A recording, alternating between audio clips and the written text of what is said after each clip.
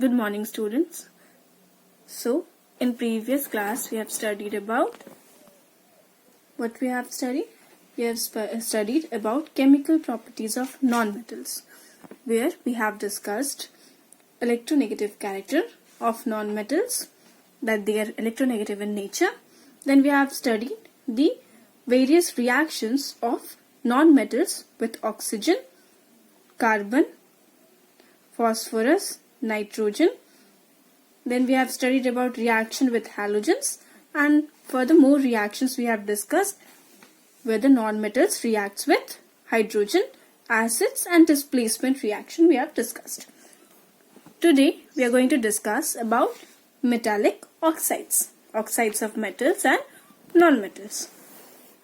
So the first topic is oxides of metal, which we are going to discuss just now. Now I'm telling you that metals and nonmetals both react with oxygen, and oxygen are present in air, then only we are taking breath, no? Oxygen we are taking and releasing carbon dioxide gas. So oxygen is present in the air. Now this metal and non-metal reacts with oxygen to form oxides. The oxides of metals and non-metals differ in their properties, which we are going to discuss just now. So oxides of metal. What happens when metal reacts with oxygen? First of all, I'm going to tell you that these metallic oxides are basic in nature. Now, how we conclude that these are basic in nature? By doing some experiment. What experiment we'll do? First, we have to prepare oxides, metallic oxides. Now let's prepare oxides. So you can see how we are going to prepare oxide. Metal plus oxygen, it will give metal oxide. So few examples here I'm showing you. Sodium reacts with oxygen, and where oxygen is comes from? It comes from air and form sodium oxide. Potassium reacts with oxygen to form potassium oxide. In your book, magnesium example is given. So magnesium reacts with oxygen. You have to supply heat to it. Then only it will react. So if you supply heat, what happens? It turns to magnesium oxide. Okay. Now, after the formation of magnesium oxide, what we are going to do? We are going to add water to it. Okay. Now, if you add water to this metal oxide, that is magnesium oxide, you're going to see that magnesium hydroxide is formed. Okay. Now, magnesium hydroxide is formed. Now, how you will know that these are basic in nature? So, one test is there, where in lab you're going to get a litmus paper. You're going to get red litmus and blue litmus. So, if you take red litmus and you dip in this solution, in this aqueous solution, in the aqueous solution of magnesium hydroxide, those red litmus paper turns to blue. And if it turns to blue, then only you will conclude that, okay, metal oxides are basic in nature. So these are the indicators. I hope it is clear to you that how metallic oxides are basic in nature. Now let's discuss about oxides of nonmetals. Now this nonmetal oxides acts as acids in solution, or they are acidic oxides. They are acidic or neutral in nature. So for example, in your book, one example is given. When sulfur, oxides of nonmetals means what? When nonmetals reacts with oxygen, it will form nonmetal oxides. Clear? So, you see the example in your book. Sulfur reacts with oxygen. This oxygen comes from air. when you burn this, you will get sulfur dioxide, which is acidic oxide. Now, how we are going to say that these are acidic oxide?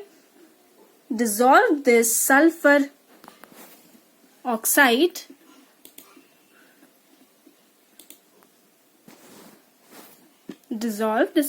dioxide in water.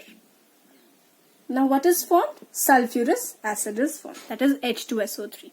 You can clearly see that acid is formed where if you place a blue litmus paper into this acid, the sulfurous acid, you will see that the blue litmus paper turns to red. So when blue litmus paper turns to red, the solution or the aqueous solution is acidic in nature. And when red litmus paper turns to blue, means they are basic in nature. So you can conclude that why non-metal oxides are acidic in nature? Because the non-metal oxides, if you dissolve non-metal oxide into water, acid is formed. Like if you dissolve SO2 to water, sulfurous acid is formed. In carbon dioxide, when carbon reacts with oxygen, if you supply limited oxygen, carbon monoxide is formed. If you supply oxygen excessively, carbon dioxide is formed. Now this carbon dioxide reacts with oxygen to form carbon dioxide.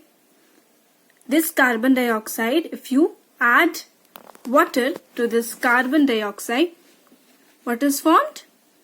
Carbonic acid is formed, that is H2CO3. And hence this carbon dioxide is acidic in nature. But what happens in case of when you supply limited supply of oxygen? There carbon monoxide is formed. And you should note that carbon monoxide is neutral in nature. So carbon monoxide is neutral and carbon dioxide is acidic in nature. Now let's discuss the table to identify whether an element is a metal or a non-metal. So first point is to see that the number of electrons in the outermost shell. For this, you're going to learn these things in standard 8. Okay. So for now, you should know that 1, 2 or 3 electrons in the outermost shell is metal and 4 to 8 is a non-metal. Now we have discussed about the physical property. If malleable and ductile, if the substance is malleable and ductile, that means if you drawn it into thin wires or you can beat it into thin sheets, those substances are metal. And those substances which are non-malleable and non-ductile, that is brittle, those are non-metal. Now, conductivity. You know, metals are good conductor of electricity. So, if good conductor of heat and electricity is there, it behaves, if the substance behaves good conductor of heat and electricity, those are metals. And if it is behaving, if electricity or heat is not passed to the substances, those are non-metals. Just now we have discussed about nature of oxides. Basic oxides are metal and acidic oxides are non-metal, or it may be neutral oxides. We have studied about reaction with dilute acids also.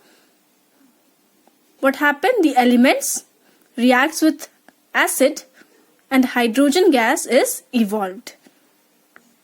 So those are metals. And what about non-metals? No reaction takes place. No hydrogen gas is evolved. Now with hydrogen, what happened? Ionic hydride is formed. Those are metals. And covalent hydride is formed. Those are non-metals. What about chlorine? If ionic chloride is formed, that is if Mg, magnesium is a metal, reacts with chlorine, Cl2, it will give magnesium chloride, MgCl2. And this MgCl2 is ionic in nature.